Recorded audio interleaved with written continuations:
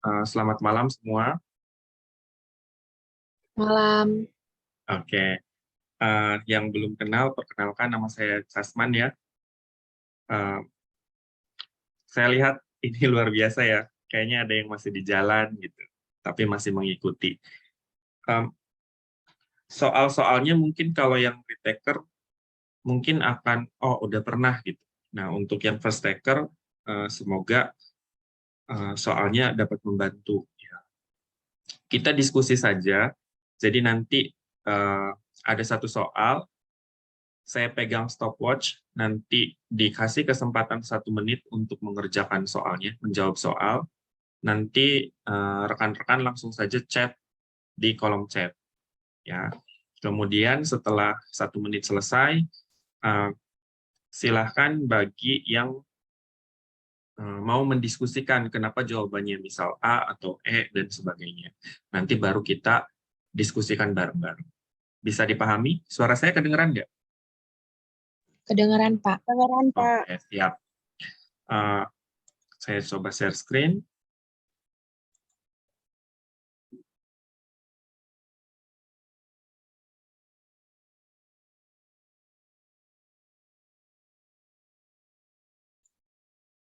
Deh, sudah kelihatan?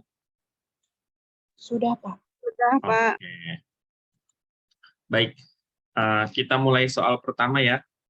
Silakan 1 menit dimulai.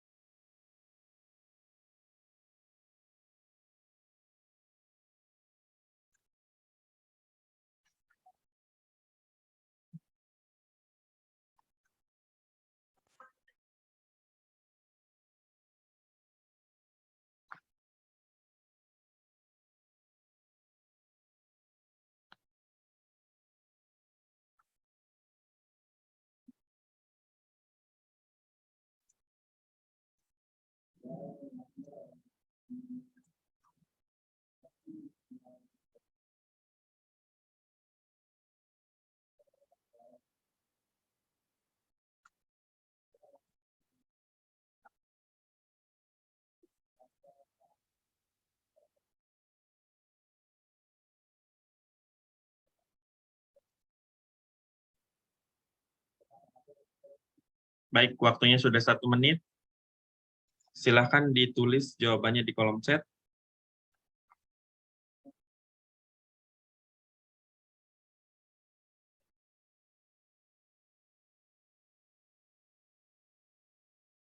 D, D, D, D, D.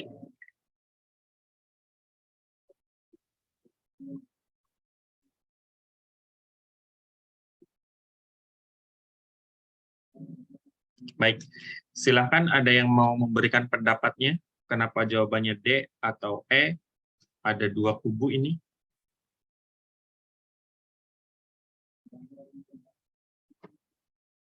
Ayo.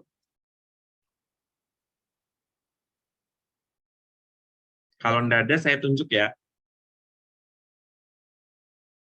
Mas Yadi Supriyadi.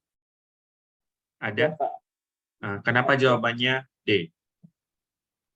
Menurut logika saya, muntahan berwarna merah segar itu adalah perdarahan yang aktif, dan dia berasal dari luka yang sedang aktif mengeluarkan perdarahan. Oke, kalau coklat tua berarti sudah lama gitu. Kalau yang coklat tua sudah lama, gitu. Oke, sekarang yang jawabannya E. Ada Mbak Oktania Nuraini. Kira-kira kenapa?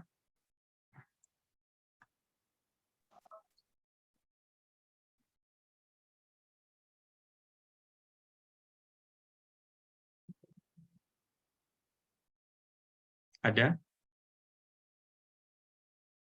Atau diganti ini Mbak atau Mas nih? Dela Elgi?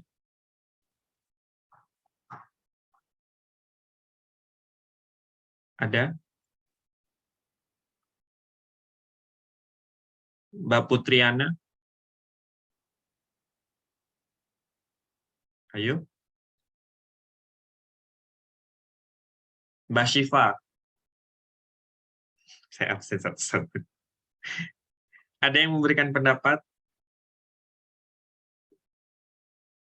Oke, kalau tidak ada, Mas Yadi, jawabannya muntahan berwarna coklat tua. Kalau wajah pucat atau anemis itu kan bisa ya, selain perdarahan pun. Menolak minum air juga bisa pada kasus yang lain. Begitupun penurunan denyut jantung. Namanya perdarahan berarti kita fokus ke muntahannya dulu, muntahan darahnya ya maksudnya. Mas Yadi, tadi jawabannya yang coklat tua. Kira-kira ada kata kunci nggak di sini, Mas? Di soalnya. Maksudnya, kalau tadi kan pakai logika nih. Nah, sekarang kira-kira ada kata kunci nggak di soalnya? Tonsilektomi 4 jam yang lalu ya. Ya, Terus mengalami perdarahan post-op ya. ya. Kalau tonsil itu kan dekat. Kira-kira kalau mengalami perdarahan, apakah muntahannya warna coklat? Saya sebetulnya jawabannya tadi tuh Pak, salah pijit. Oke, siap. Jadi jawabannya ya, Mas Yadi Supriyadi dan rekan-rekan yang lain. Kalau misal post op-nya daerah abdomen atau ke bawah, ya pasti muntahannya berwarna coklat tua karena kan sudah ya. Sedangkan tonsilnya kan di sini deket ya, jadi nggak mungkin sampai tua. Jadi jawabannya muntahan berwarna merah segar. Oke. Nah, sekarang soal kedua, saya hitung dari 1 menit. Silahkan.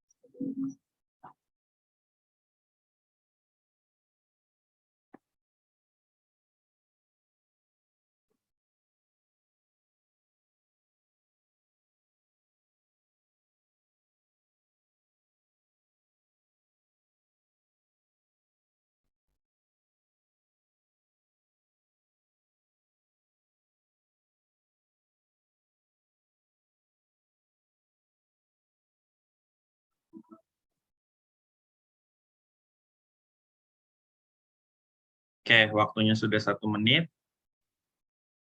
Rata-rata jawabannya D semua. Ada yang bisa memberikan pendapat?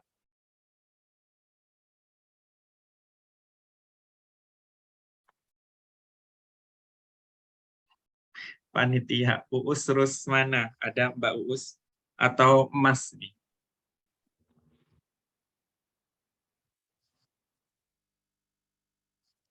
Mbak atau Mas Uus ada? Ya, Mas ternyata ya. Kenapa jawabannya D, Mas?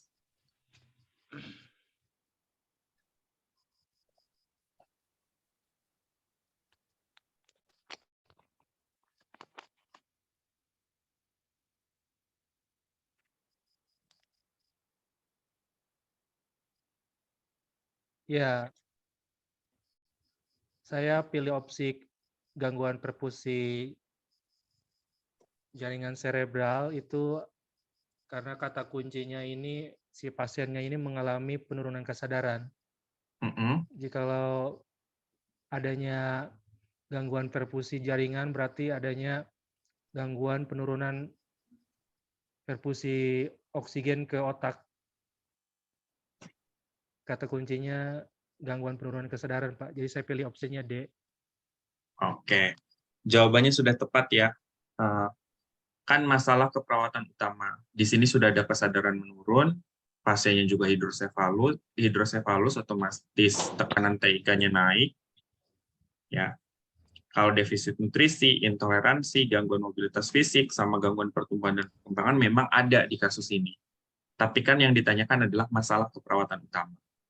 Ya, berarti mana sih yang paling mengancam nyawa si anak ini? Jawabannya adalah D.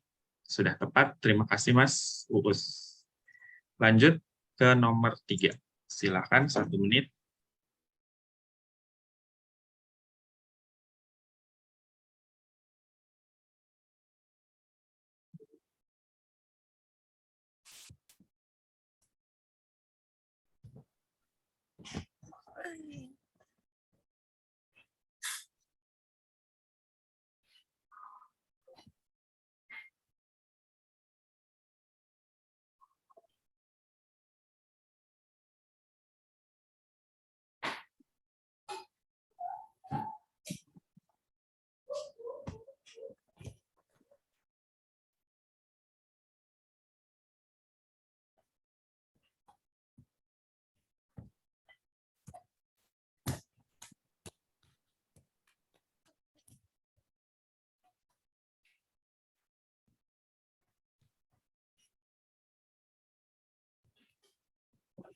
Habis? Belum? Oke, jawabannya sudah 1 menit. Rata-rata jawabannya A. Ini ada yang berbeda ya. Surya, Mas atau Mbak nih dari UKI. Ini Universitas Kristen Indonesia ya? Di Jakarta dong? Maaf Pak, saya Ya. nggak rename Pak, sorry Pak. Saya bekerja rumah sakit UKI Pak. Iya. Kenapa jawabannya C? Mbak Karena Agni? menurut saya dia mempunyai riwayat kejang, Mm-mm.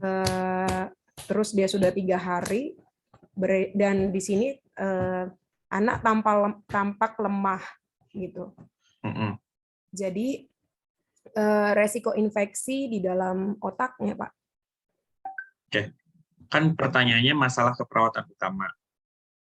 Berarti kira-kira jawabannya tetap C. Jadi resiko infeksi itu yang paling mengancam nyawa pada anak ini. Karena saya lebih ke riwayat kejang demam Pak. Mm-mm. Kejang demam, berarti kejangnya disebabkan oleh apa?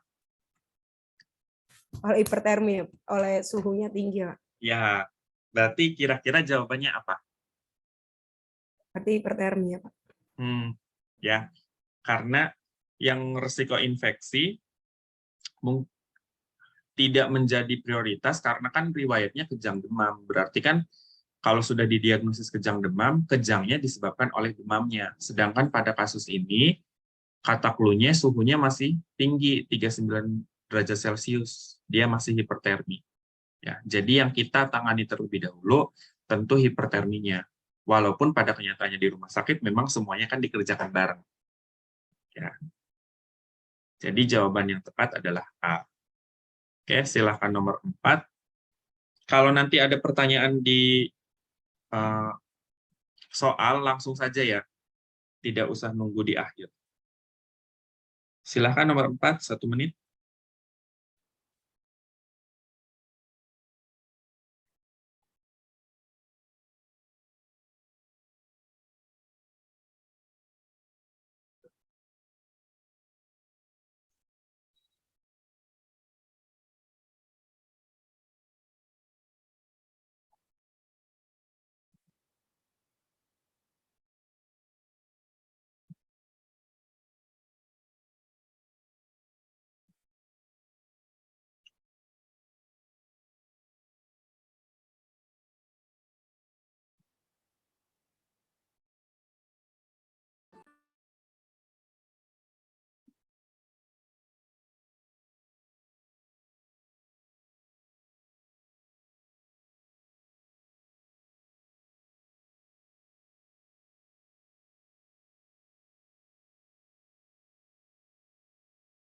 Baik, waktunya sudah berakhir 1 menit.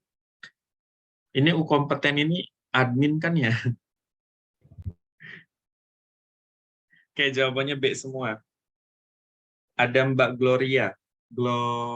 Gloria ya. Ada? Ada, Pak. Oke, kira-kira kenapa jawabannya hipervolemia? Karena berat badan meningkat drastis di datanya, terus di situ juga ada udem seluruh tubuh. Itu, Pak. Jadi hipervolemia menurut saya masalah keperawatan. Oke, ini udah jelas ya. Ada edem seluruh tubuh, protein urinnya juga positif 3. Jadi yang paling mengganggu pada kasus ini tentu adalah hipervolemia. Nanti di beberapa kasus mungkin masih ada yang menggunakan istilah kelebihan volume cairan. Ya. Kan sekarang di SDKI namanya hipervolemia sama hipovolemia, kekurangan volume cairan atau kelebihan volume cairan. Ya, jadi nanti boleh kalau ada soal itu sama saja. Ya. Ini juga sudah tidak perlu dibahas ya karena sangat kata kuncinya sangat kelihatan. Oke, nomor 5, lanjut.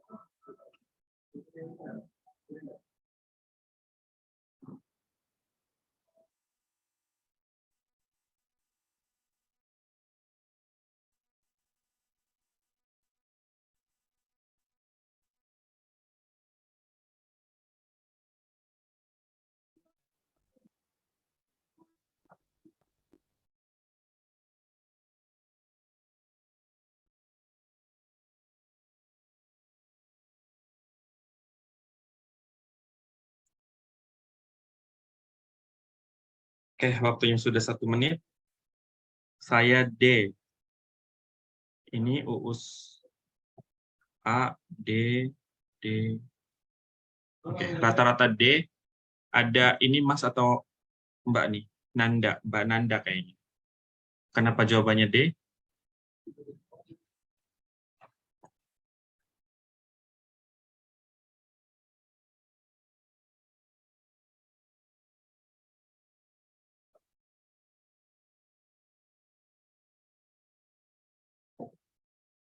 Mbak Nanda ada?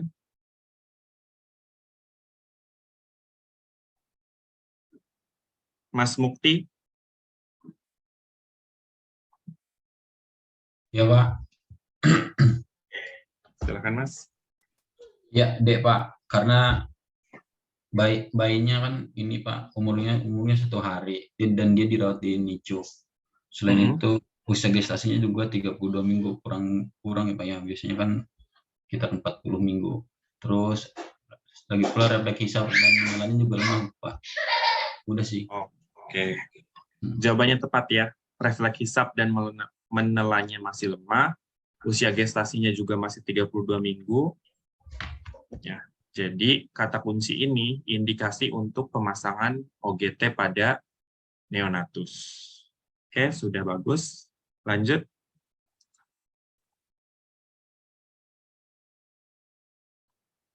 Silahkan 1 menit.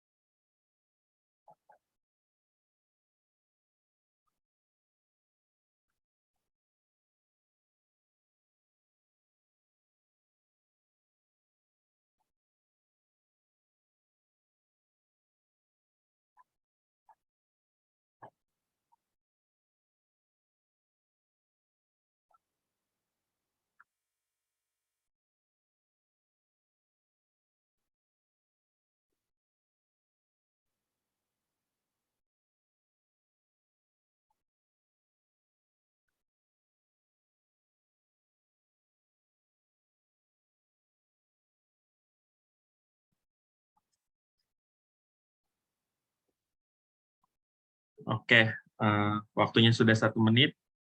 Kebetulan yang berbeda masih Mas Mukti. Kenapa jawabannya A, Mas?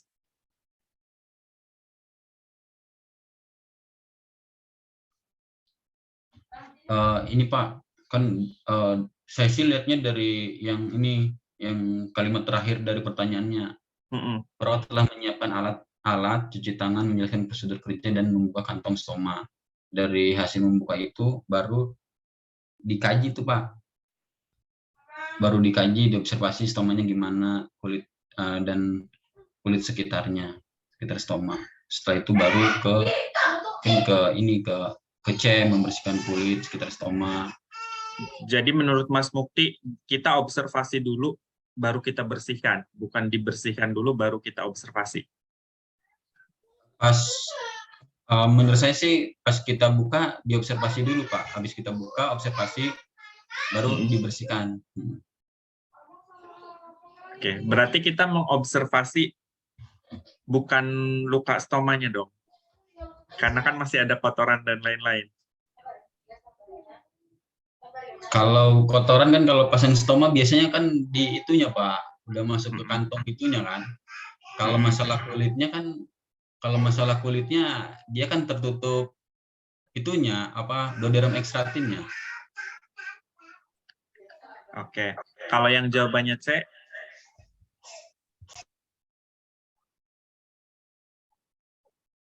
Mbak atau Mas ini Novalin? Iya, Pak. Mm-mm.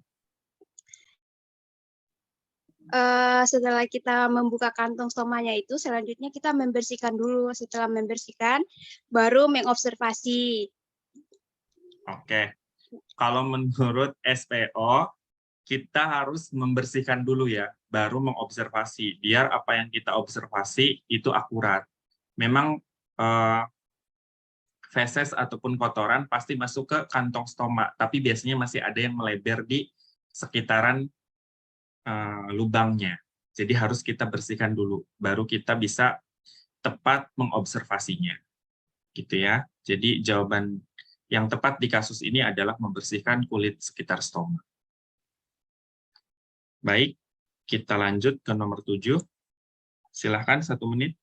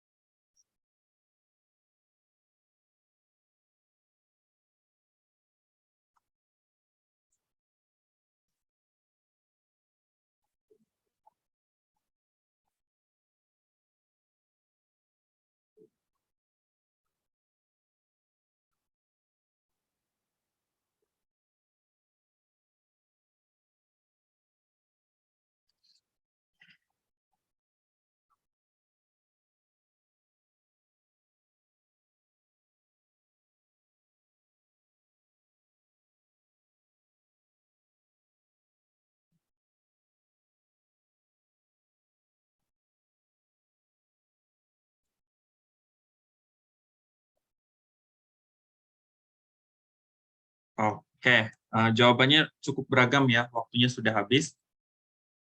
Yang jawab dulu, Mas Uus. Ya. Sorry. Kenapa Mas? Jawabannya Saya karena di situ sudah jelas didapatkan hasil darah 110/70 memompa manset sampai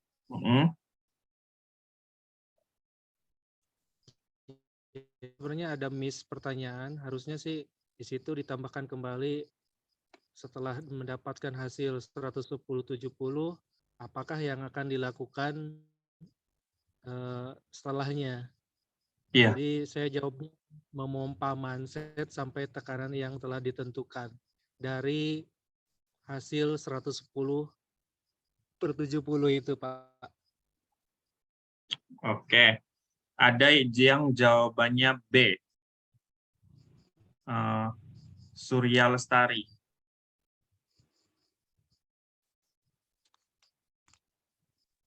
Iya, Pak. Jawabannya kenapa? Ya, kenapa jawabannya B? Karena di sini untuk memperoleh sebelum melangkah kepada C, kita menahan manset dulu untuk sebelum menghitung jumlah petihenya. Ini Mas Mukti juga jawabannya B ya. Ya Pak, di buku sinersi jawabannya itu Pak pembahasannya. Di mana? Di buku sinersi. Oke. Edisi R. Oke, itu kan di buku ya. Sekarang gimana sih cara prosedur uji Tourniquet atau tes bendung ya? Kira-kira gimana? Pada diajarin nggak? Ditahan di tengah-tengah. Ditahan di tengah sistolik antara sistolik dan diastolik. Oke, kalau jawabannya B, menahan tekanan manset selama 10 menit. Tekanan yang mana yang ditahan? Di tengah-tengah sistolik dan diastolik.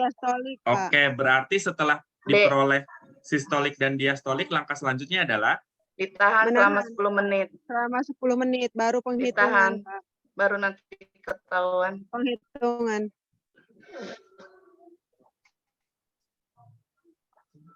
kan kita Nancy nih dapat 110 per 70. Langsung ditahan gitu 10 menit. Di Enggak, 90. Di 90. Di 90. Di 90 kan. Iya. Berarti langkah selanjutnya pada kasus ini apa? Ditahan. Ya, itu Pak, menentukan tekanan tengah sistolik dan Ditahan diastolik, selama Pak. 10 Kita menit. menentukan tekanan tengah sistolik dan diastolik Sistolik dulu. dulu, Baru iya. kita Baru menahan. Iya. Iya. D Ya. dulu. Jadi jawabannya D dulu, Jadi Pak. jawabannya D dulu. Iya. Kan kalau menahan tekanan, apa yang mau ditahan? Karena kita baru dapat sistolik dan diastolik. Kita belum dapat MAP-nya kan. Nah, MAP kan 110 tambah 70 bagi 2.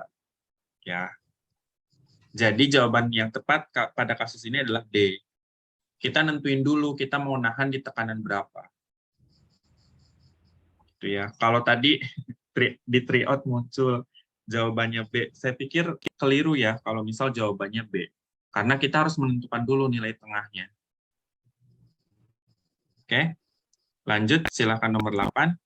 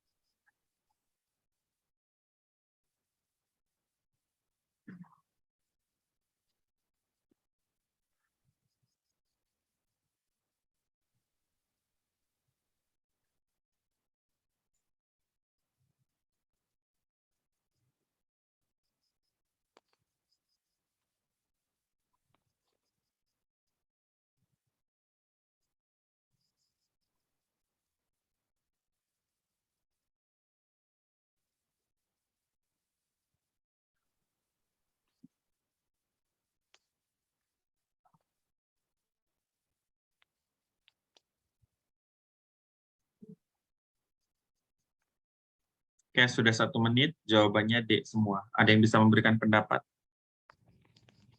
Mbak Ati, ada? Iya, Mbak Pak. Ati, iya. Silakan, Mbak. Karena menurut saya di sini nenek pasien melarang perawat untuk memberitahukan penyakitnya. Jadi dirahasiakan gitu. Jadi confidentiality. Kenapa harus dirahasiakan pada kasus ini? Karena penyakitnya itu menurut keluarga pasti bikin malu gitu karena HIV dan bikin menular. Tapi harusnya dikasih tahu sebenarnya mah. Oke. Jawabannya tepat ya, yang kerahasiaan D.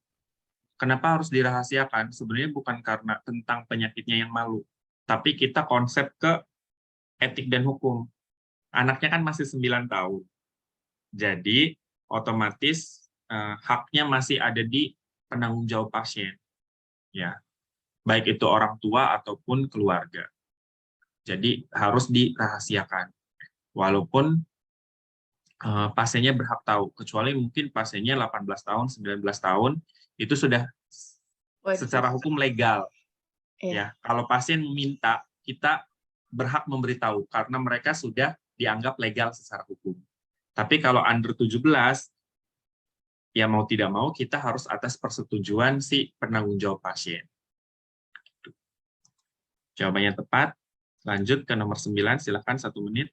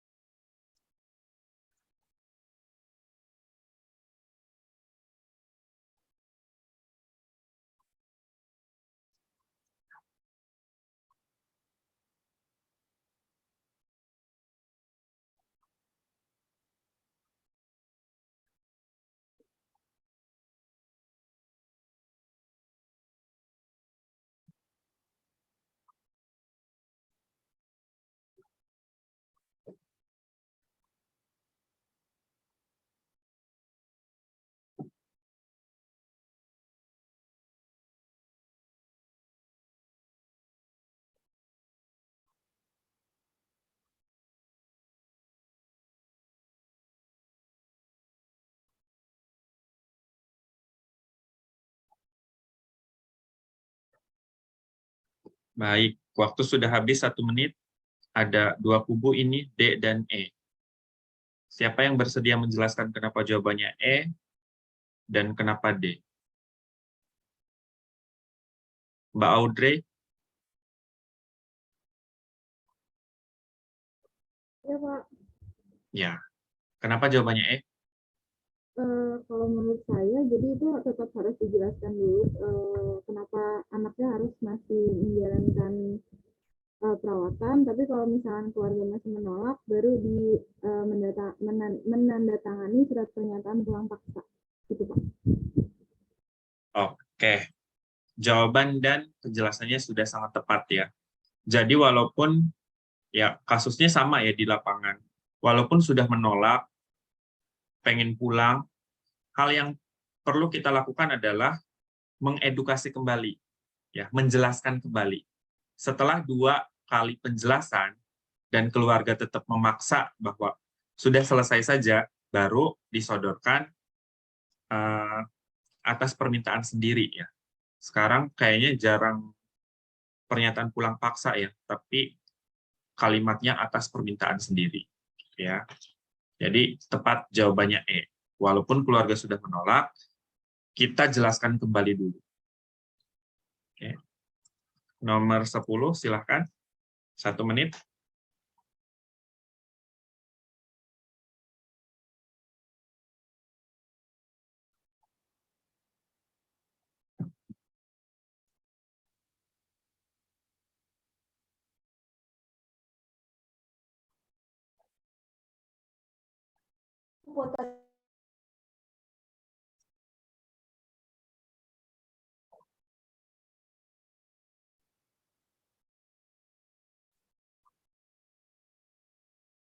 Kamu tanya, Nak.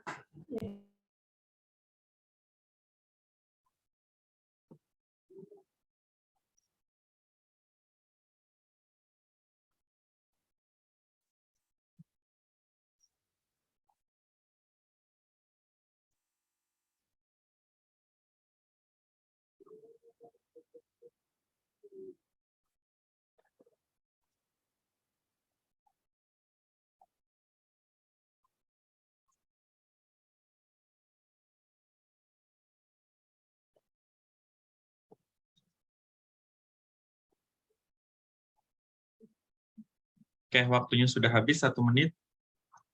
Masih terbagi 2 kubu, ada yang D sama E. Kenapa jawaban E, kenapa jawaban D?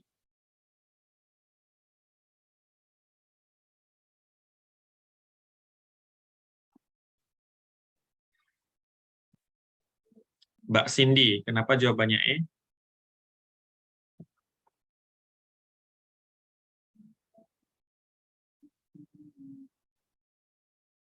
Ada Mbak Cindy atau Mbak Putri?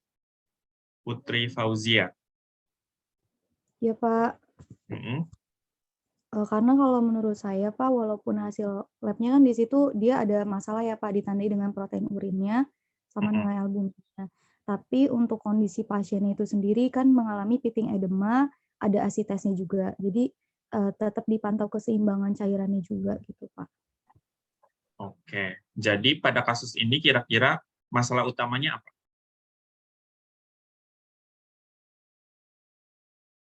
Masalah utamanya sama ya dengan kasus sebelumnya, kan sudah ada protein urin positif, kemudian ada edem, berarti kan dia hipervolemia atau kelebihan volume cairan.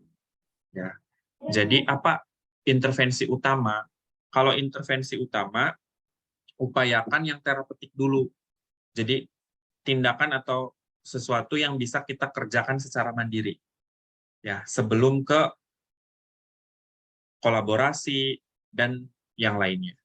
Ya, pada kasus ini tentu nilai laboratorium memang harus dipantau. Cuma yang bisa kita lakukan secara mandiri itu adalah pantau keseimbangan cairan. Ya. Jadi jawaban yang tepat adalah E. Baik, nomor 11 silakan 1 menit.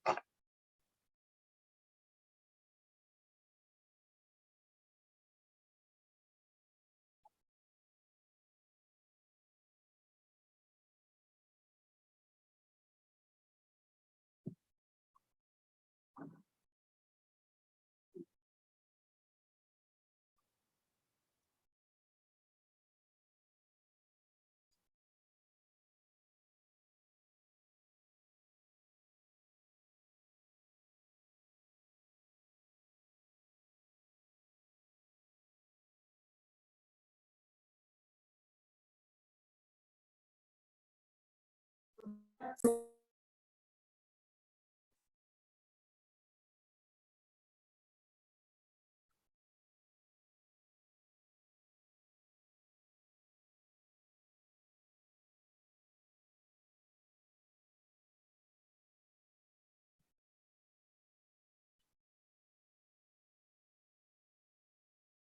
waktu sudah habis.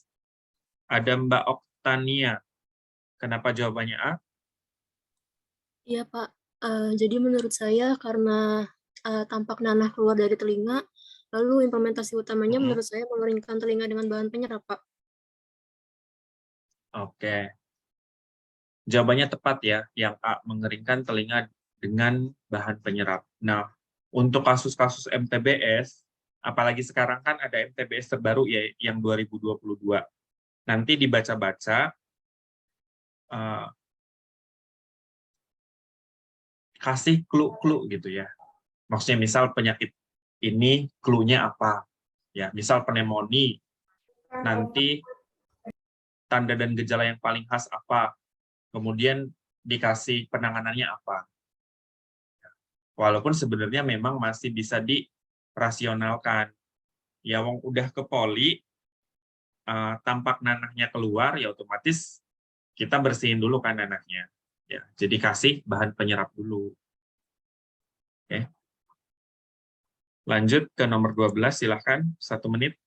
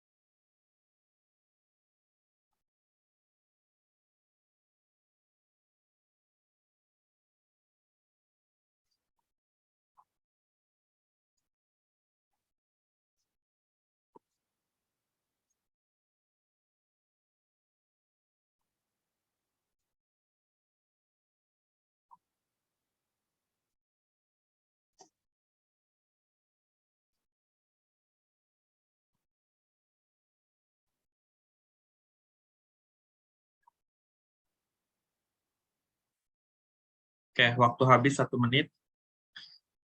Jawabannya B semua. Imunisasi dasar lengkap sampai anak usia berapa bulan? Ada yang masih ingat? 9 bulan, Pak. Oke, 9 bulan. 9 bulan. Yang pertama diberikan imunisasi apa? BCG polio. HB0. Sekarang HB0 dulu. HB0 usia 1 hari. 24 jam ya. Sampai seminggu. Oke. Iya. Sebaiknya satu minggu sebelum 24 jam, tapi kalau Iya, memang dalam 24 jam pertama tidak bisa, boleh ditunda sampai usia sampai 7 hari. 1 minggu. 7 hari. Oke. 1 minggu, Setelah 7 hari, HB0, Pak. oke. HB0 selesai, berarti selanjutnya Baru apa? ke BCG.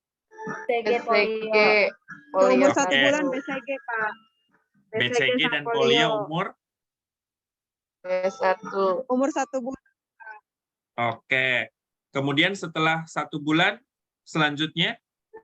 DPT, Setelah 1 bulan, HB2. ada DPT, Pak. DPT HB-HIB? HB1, Oke. polio 2, Sip. DPT 1. Ya. Yang terakhir campak ya, usia 9 bulan. Jadi sebenarnya 9 bulan. gampang ya menghafalkan tuh, maksudnya bikin rumusnya sebenarnya gampang, cukup menghafal yang HB0, ini usia 0 sampai 7 hari kan, tapi sebaiknya sebelum 24 jam. Ya. BCG polio ini maksimal sampai usia 1 bulan. Ya. DPT HB-HIB 1 itu disertai dengan polio kedua. Ini usianya 2 bulan. Jadi polio itu sesuai dengan usianya. 1 bulan ya berarti polio pertama, 2 bulan ya berarti polio kedua, 3 bulan polio ketiga, 4 bulan polio keempat, baru yang terakhir campak usia 9 bulan. Kalau polio itu pasti didampingi oleh DPT HB-HIB. Ya, kecuali yang pertama itu didampinginya oleh BCG. Ngafalinya sebenarnya gampang. Ya. Oke. Cuma nanti pada soal-soal hati-hati ya, pada soal-soal misal anak usia 3 bulan, karena udah hafal, oh 3 bulan ya berarti DPT HB-HIB 2 sama polio 3. Tapi hati-hati, barangkali ada clue, oh ternyata anak terakhir kali di vaksin BCG misal, walaupun dia 3 bulan, karena terakhirnya BCG, ya berarti nggak bisa langsung ke DPT HB-HIB 2 dan polio 3. Tapi vaksin setelah BCG-nya apa? Ya, kalau anaknya tertunda. Jadi, walaupun sudah hafal usia segini, vaksinnya ini gitu. Nanti jangan terkecoh. Ya. Oke, silakan selanjutnya nomor 13.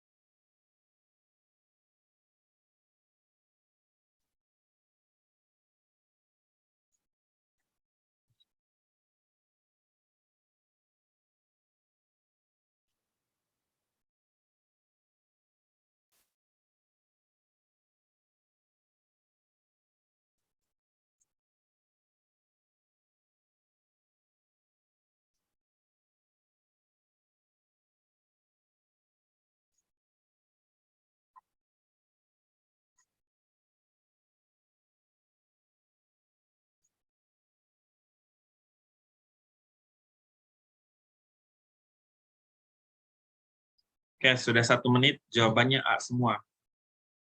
Apa kata kunci untuk jawabannya?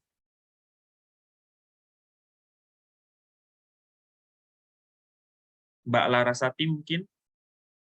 Ada?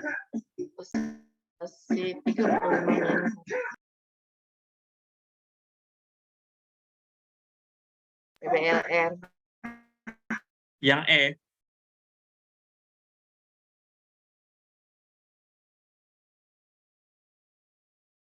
Oke, kalau tidak bisa berarti Mbak Intan Linawati. Ya, Pak. Kata kuncinya apa? Kata kuncinya ada di berat badannya di bawah normal, yaitu 2000 gram. Terus kemudian lanogonya banyak dan lemak subkutannya tipis. Oke, jadi kata kuncinya banyak ya. Dia BBLR, dia prematur, kemudian ada tanda-tanda dari BBLR dan prematur ya, lanogonya banyak, subkutannya tipis. Jadi apa yang diedukasi? Ya tentu saja adalah PMK. Lanjut ke nomor 14, silakan.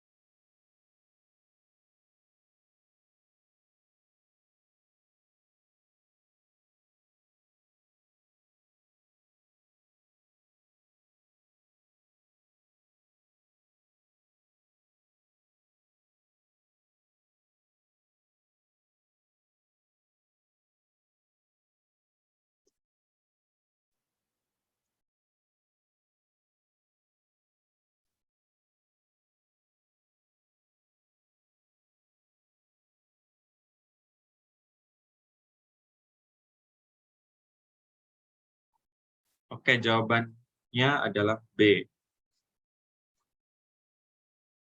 Siapa yang belum? Oktania. Ada? Iya, Pak. Ya, jadi menurut saya jawabannya B, nyeri berangsur berkurang karena dari hasil pengkajian, anak mengeluh nyeri saat buang air kecil, lalu ada ekspresi tampak meringis kesakitan, Pak. Oke, karena masalah utamanya adalah nyeri ya, tentu evaluasi atau kriteria evaluasinya juga harus berkaitan dengan nyeri. Maka jawabannya adalah B, nyerinya berangsur berkurang atau skala nyerinya menurun. Sorry.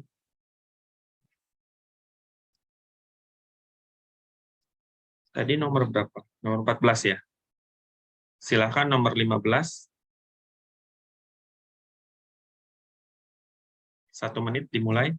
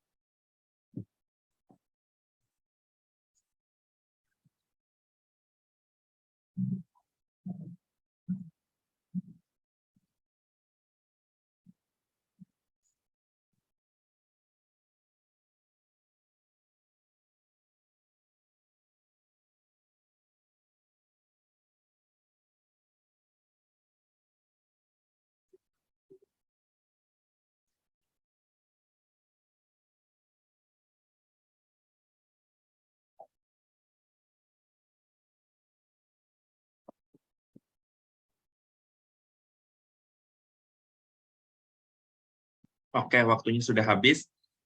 Ada yang jawabannya E, ada yang jawabannya D.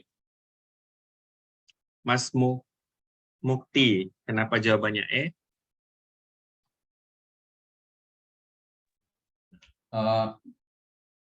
Ini Pak, apa namanya, kita tadinya kan membujuk anaknya sampai dia mau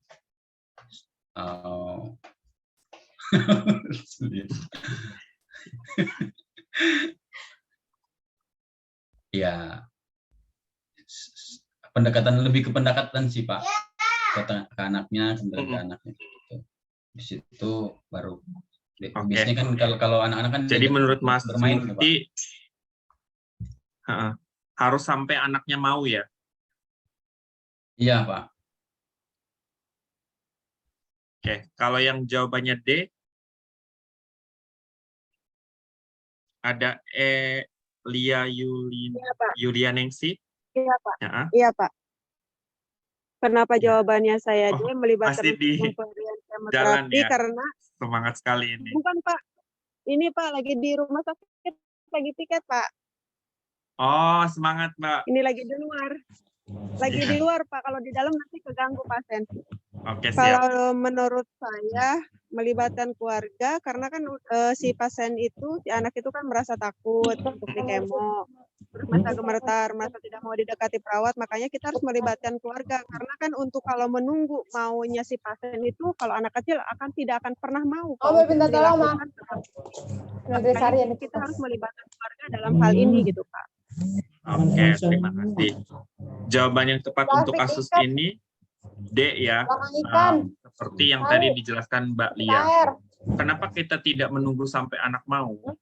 Karena kan terapi, apalagi untuk kemoterapi, ada interval. Beneran. Jadi semakin lama di-delay, ya pengobatannya tidak akan berhasil. Jadi jawabannya adalah D, melibatkan keluarga untuk pemberian kemoterapi. Ya. Ada kasusnya di lapangan juga banyak kok yang agak dalam tanda kutip sedikit dipaksa ya pada pasien-pasien kemoterapi. Jadi jawaban yang tepat untuk kasus ini adalah D, melibatkan keluarga untuk pemberian kemoterapi. Oke, silakan nomor 16, 1 menit. Nggak percaya nih batunya. Ini kok ada? Ya makanya. Kenapa Mbak Nanda?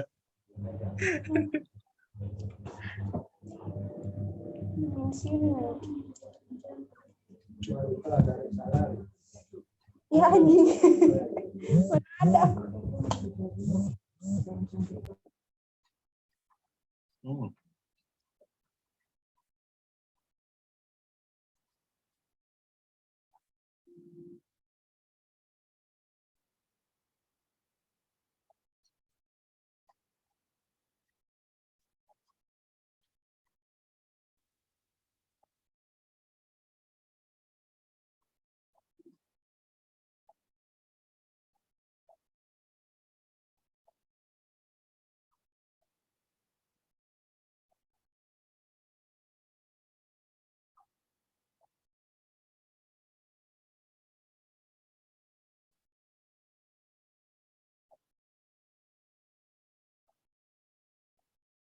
Oke, sudah 1 menit.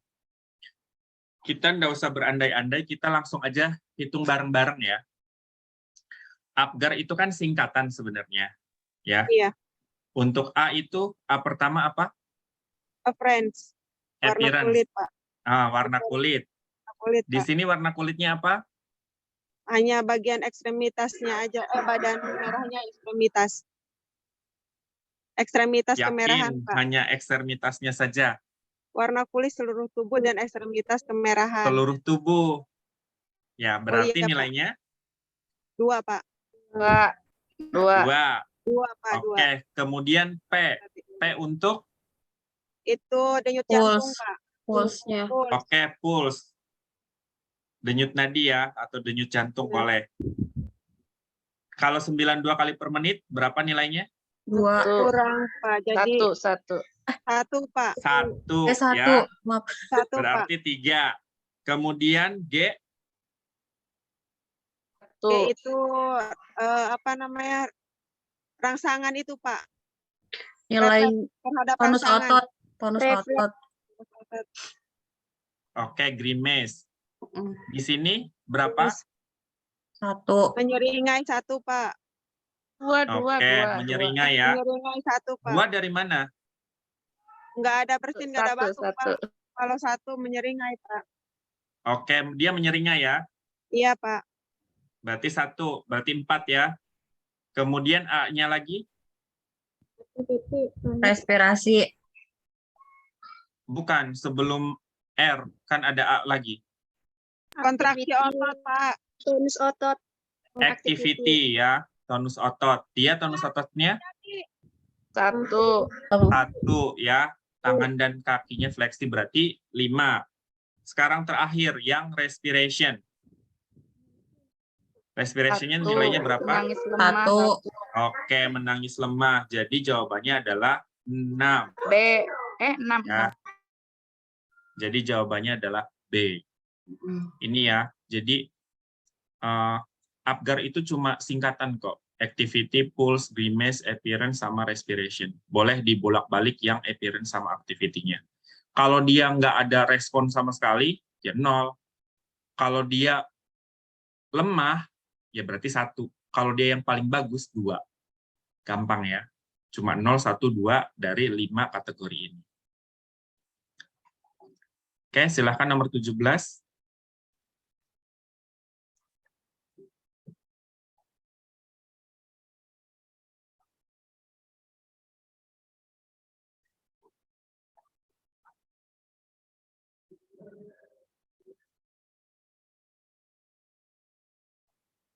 Siap, Mbak Lia.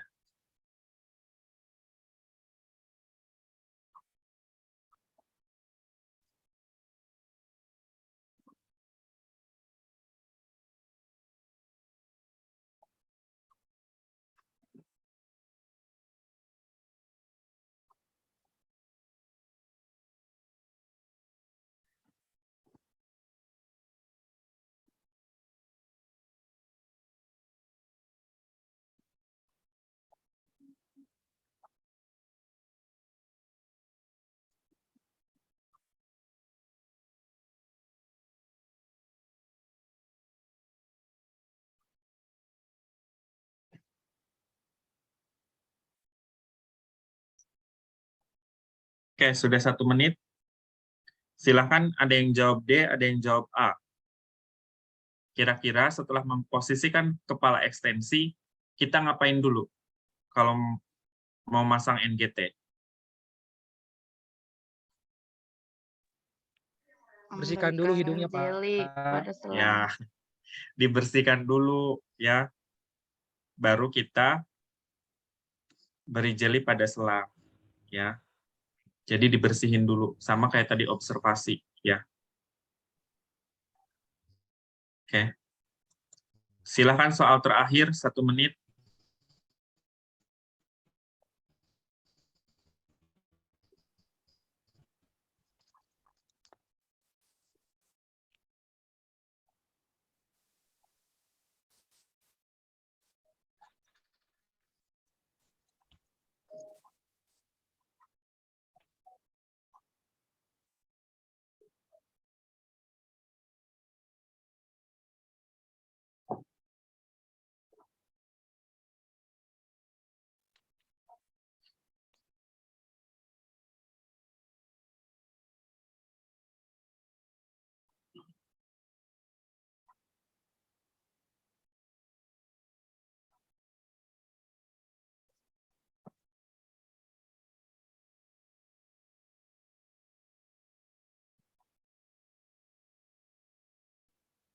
Oke, sudah 1 menit. Ada yang bisa memberikan pendapat? Banyak di soal PO, pasti ya, hitungan di anak pasti muncul.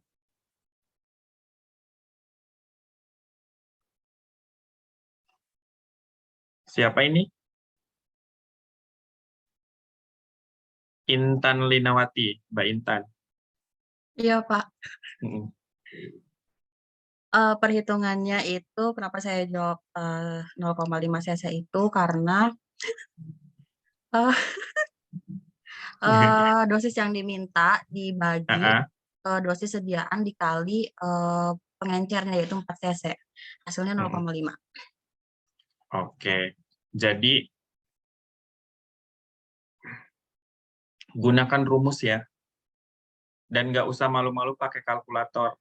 Karena kan di soal di nanti CBT itu pakai ada kalkulatornya, nggak usah ngitung-ngitung ya, pakai kalkulatornya aja. Dosis dibagi sediaan dikali pelarut atau pengencer. Terus jangan lupa kalau satuan itu harus disamakan dulu. Ya, ini kan satuannya 1 gram sediaannya, berarti dijadikan miligram dulu. 1000. Tapi kemarin TO nggak dikasih kalkulator, Pak. Dikasih, nggak mungkin nggak dikasih. Ya, ada di pojok. Nggak ada kalkulator beneran?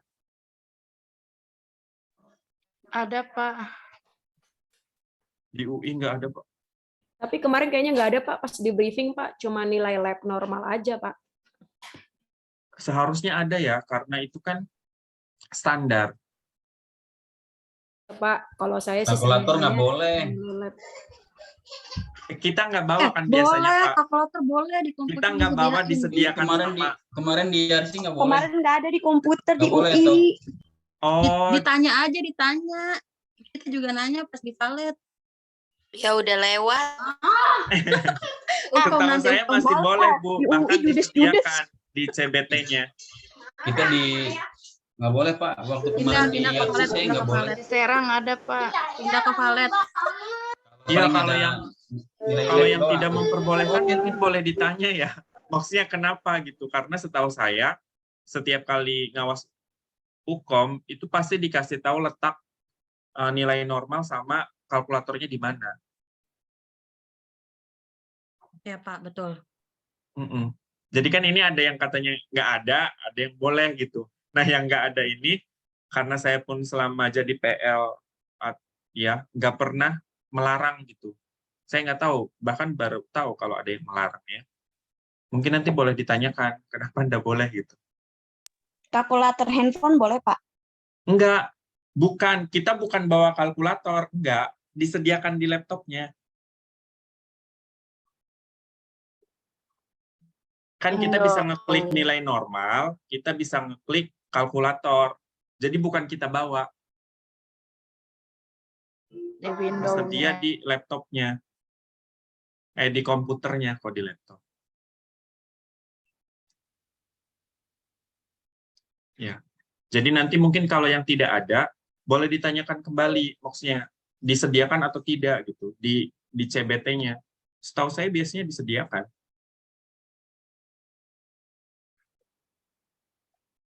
Ya, oke, baik. Itu intermezzo saja. Baik, soalnya sudah selesai. Sampai sini ada yang mau didiskusikan lebih lanjut?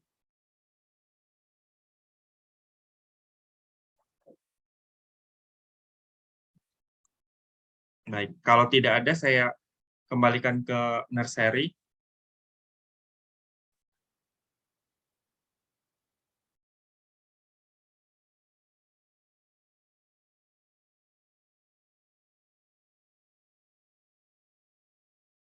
Nah, nursery-nya masih ada nggak ya? Pak, ini untuk latihan soal ini apakah nanti akan Ya. keluar di UKOM yang sebenarnya, Pak? Soal itu nggak akan mungkin sama ya. Tipenya mungkin sama, tapi satu soal itu nggak boleh sama. Kayak misal tadi, yang perhitungan obat. Kasusnya akan serupa, tapi nilainya akan berbeda. Gitu. Jarang saya menemukan kasus yang benar-benar plok-jiplok sama gitu.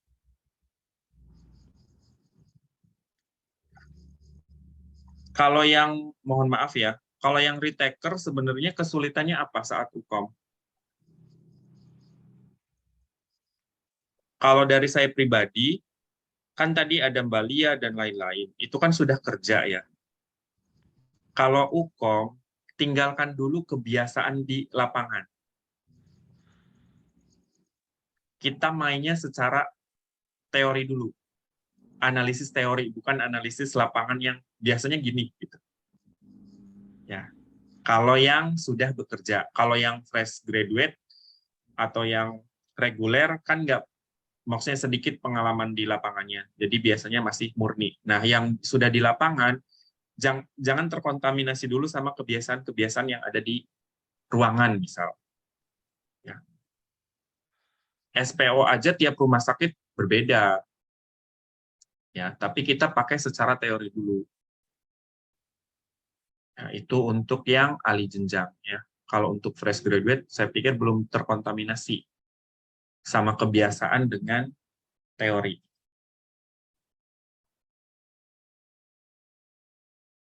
Kemudian, saya ngawas terakhir itu banyak banget trouble, sampai pada panik. Ya, kalau udah panik, nggak bisa lagi. Ya.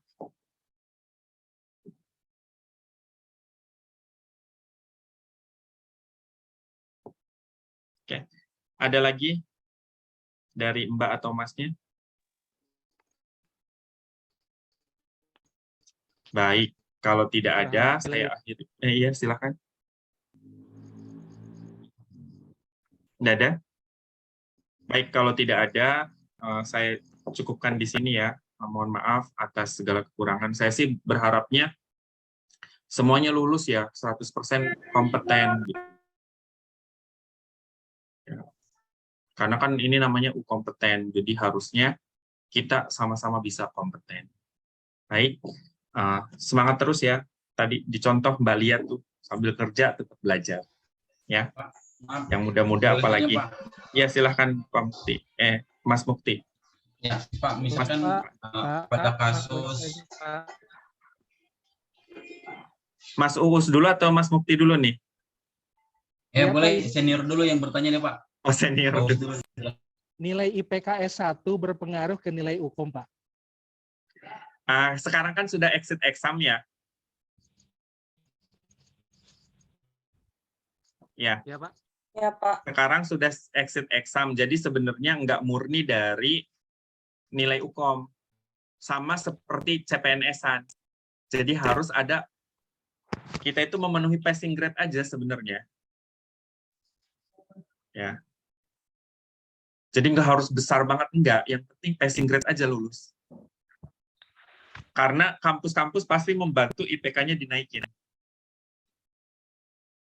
untuk ngejar exit exam. Ya, berpengaruh IPK. Tapi saya kurang tahu proporsionalnya berapa. Apa 60, 40, atau berapa. Tapi yang penting UKOM itu lulus passing grade. Kalau nggak salah cuma 60% kok. Kalau soalnya 180 berarti benar 60%-nya aja.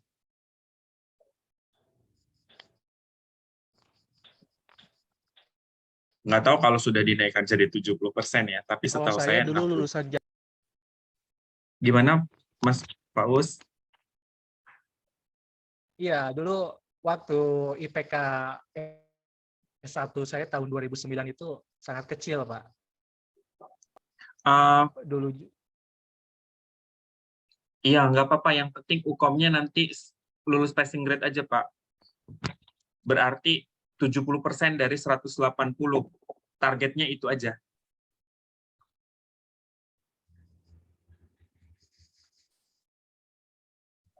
Jadi kalau yang jelimet, kalau yang jelimet-jelimet, misal nih MTBS, saya juga nggak akan mempelajari MTBS. Kan banyak tuh lembar-lembar. Ya, soalnya paling 1, 2, maksimal 3. Ngapain saya harus menghabiskan waktu belajar segitu banyaknya untuk 3 soal? Kalau saya pribadi. KMB kan paling banyak nih proporsinya. Kalau anak, ya lumayan juga. Tapi kalau yang jelimet-jelimet banget, nggak apa-apa, nggak usah dihafalin, nggak usah dipahami. Yang penting fokus sama yang lainnya. Gitu. Bisa menjawab, Pak Uus? Kalau sekarang mempengaruhi, Pak, karena exit exam. Cuma yang penting UKOM-nya passing grade aja lulus. Iya. Kalau Mas Mukti atau Pak Mukti nih, tadi mau nanya apa? Pak, ini masalah soal lagi, Pak. Ini kan misalkan pada kasus anak, misalkan sesak napas nih, Pak. Misalkan sesak napas. Terus di situ ada pilihan yang pertama dia harus dikasih oksigen misalkan. Terus yang kedua karena dia batuknya berdahak, yang kedua dia harus dikasih suction. Suction. Terus yang ketiga kayak batuk efektif atau apa gitu, Pak, yang keperawatan. Jawabannya apa, Pak? Oke. Dia sesak nafas, bersihan jalan nafas, tapi batuk. Nah, sekarang sesak nafasnya itu berarti karena apa kalau pada kasus ini?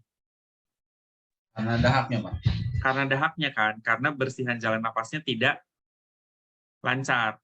Berarti diagnosis utamanya adalah bersihan jalan nafasnya. Berarti tindakan utamanya apa?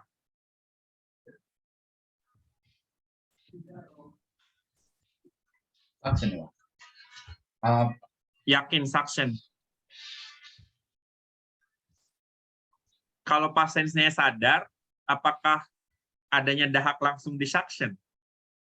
Oh, enggak. Ya. Kalau pasiennya sadar bugar, ya suruh batuk efektif dulu. Kecuali pasiennya di ICU, nggak mungkin disuruh batuk efektif. Jadi suction. Anak, Pak, gimana? Ya, anaknya berapa tahun dulu? Kalau remaja atau bisa berkoordinasi, biasanya ada clue-nya kok. Ya suruh batuk efektif. Karena kan dia sadar. Ya, kecuali pasiennya tidak sadar, nggak mungkin suruh batuk efektif, berarti suction. Gitu. Jadi tergantung pasien ya, sadar apa tidak sadar aja, Pak ya. Iya, jadi makanya kita perlu menganalisis kasusnya. Oke, Pak. Ya. Makasih, Pak. Sama-sama. Ada lagi? Oke, baik. Kalau tidak ada, selamat beristirahat. Semoga tidak lelah untuk berjuang. Saya yakin kok insya Allah pada lulus. Semangat terus ya. Saya akhiri. Assalamualaikum warahmatullahi wabarakatuh. Waalaikumsalam. Terima kasih, Pak. Terima kasih banyak, Pak. Sama.